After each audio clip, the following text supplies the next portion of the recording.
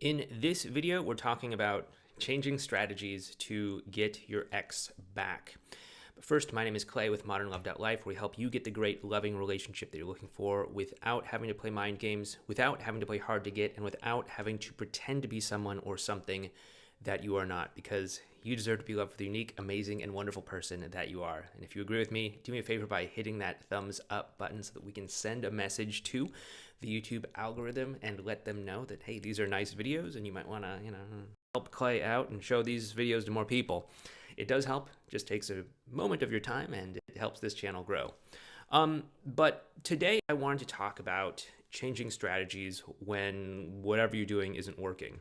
There's a lot of advice out there from, other channels and other authorities and things like that that I don't necessarily agree with myself, such as things about like the no contact rule, how it's like the one strategy that you should be following, and how you just need to follow the one true path forever and ever and have blind faith in it and all of that. I don't think that that's necessarily true, and I hope that you can kind of see the poor reasoning in that as well too. But what I want to talk about here is about, getting real with what might be working or what might not be working. Because, at the end of the day, that's really what matters here. It's not some philosophical thing about like, well, you have to have, high status. And so if you do this, then you're going to come across as high status. And if you do that, you're going to come across as low status. And, you gotta always, like, at the end of the day, none of that matters. What matters is whether or not what you're doing is getting results and it's getting you where you want to go.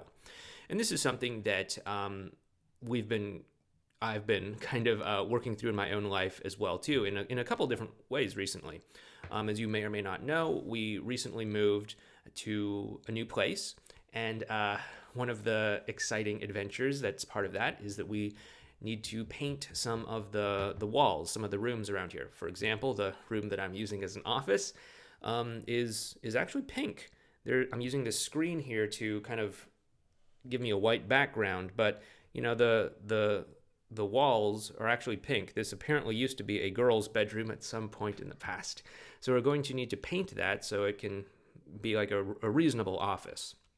And then I won't have to have this background. I have like these nice cozy things that make you feel like you're like, stepping into a nice little casual conversation with me. Anyway, that's my plan. And so we were trying to organize people to come over to paint the house and sorts of things like that. And we were talking to this one painter, but he was not really particularly responsive. I think he just had overextended himself, had committed to too many projects, and just didn't have enough time to, respond to messages and things like that. And like that's totally fine. I get it, but at the same time, like that's not the guy that's going to be able to paint our house in a reasonable time. So we had to pivot this past week and actually make the move to paint the house ourselves. I'm going to be going this afternoon to pick up some paint and some supplies, and this weekend we're going to go for it, and hopefully by next week I'll have a non-pink office. But the point here is that we need to be able to evaluate whether what we're doing is working, and if it is, okay, great, excellent. If it's not, then it might be time to consider changing strategies. That's not to say that just because something isn't working immediately doesn't mean that it's a lost cause, but we need to look at whether or not it is likely to work, whether or not it is moving us forward or not, okay?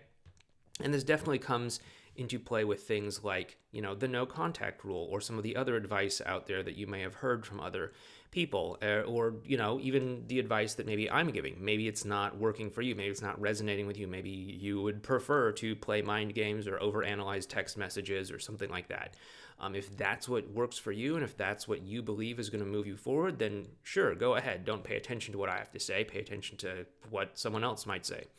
But the most important thing is whether or not whatever strategy you're using is yielding results moving forward. And, that's why I have a lot of the positions that I have about things like no contact.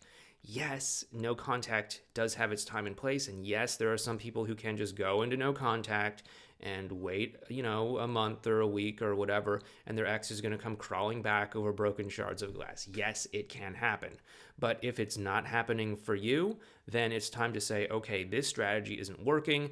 That fortune cookie advice that they always come back in the end may not be true for you. It's not true for a lot of people. And so if that's the case, then maybe it's time to try on a different strategy. Maybe it's time to try something different that might actually allow you to make progress, like, initiating contact with your ex, letting go of this idea that this is all about power. This is all about, you got to seem like you care about them less than they care about you, because we all know whoever cares the least controls the relationship, or, all of those other sorts of things.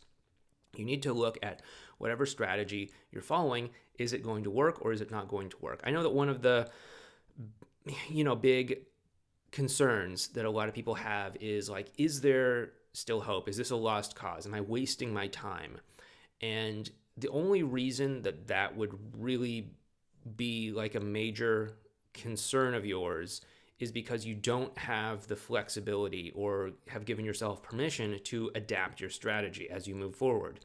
I totally get it. Like, nobody wants to be that person that's still like waiting for their ex years down the road. Their ex has like gotten married to someone else. They're living some other life. And you're just kind of like waiting and waiting and waiting for some boat that left the dock a long, long, long time ago. I don't want that for you either. And so the way to not find yourself in that situation is to obviously have the flexibility, have the introspection to be able to see whether or not what you're doing is working. Is it yielding results? Is it not yielding results? And of course, adjusting course as needed from there. I mean, if it's working, let's, keep doing what's working. If it's not working, let's adjust course. And that's again, one of my stances on the no contact rule. Like, not everybody needs to do no contact. If you being in contact with your ex is causing the two of you to come closer together and to bond more, okay, that is working. I would probably not recommend someone in that situation do no contact because, if it ain't broke, don't fix it. On the other hand, if you being in contact with your ex is actually moving the two of you further apart emotionally because there's misunderstandings, miscommunications, hurt feelings, resentment, bitterness, arguments, all that sort of stuff, then okay, it makes sense to pause on whatever you're doing, take a step back, potentially do no contact, and look at what isn't working and correct course as need be.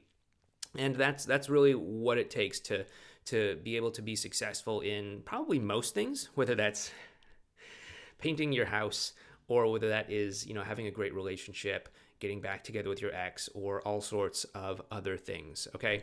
So that's something that's been on my mind recently. I'm also working on changing my strategies with other things in my life as well, too. For example, like how I operate this business, what me and our small team have been doing thus far has gotten us to where we're at. But in order for us to continue to grow and get to that next level, we're going to have to kind of change our strategies. I'm starting to realize that. And so it requires kind of a shift in my perspective and a shift in my strategy in terms of how I do things, how I operate as well too.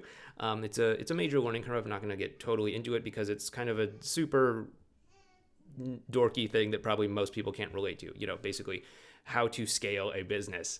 And so let's just go with the painting example because it's a little bit more concrete. It's a little bit more understandable. And so hopefully I will not have a pink office next week. But I am going to be recording a couple videos, so you'll probably have to deal with the white screen and maybe the pink office if I tilt the camera back and show it to you for at least a little bit longer. So anyway, I hope that helps you out. I hope this gives you permission to evaluate whether or not whatever strategy you're following is working and correct course as need be. But thank you so much for watching, by the way. If you do like what we're doing, again, please hit that thumbs up button. It does help to send a message to YouTube that they should, promote these videos a little bit more, help, give Clay a little bit of a boost here and all that good stuff. So if you found this helpful, if you found it useful, please feel free to smash that thumbs up button, destroy it, crush it, shatter it, whatever you want to do, or just, lightly tap it. That's totally fine. And, feel free to subscribe to the channel as well.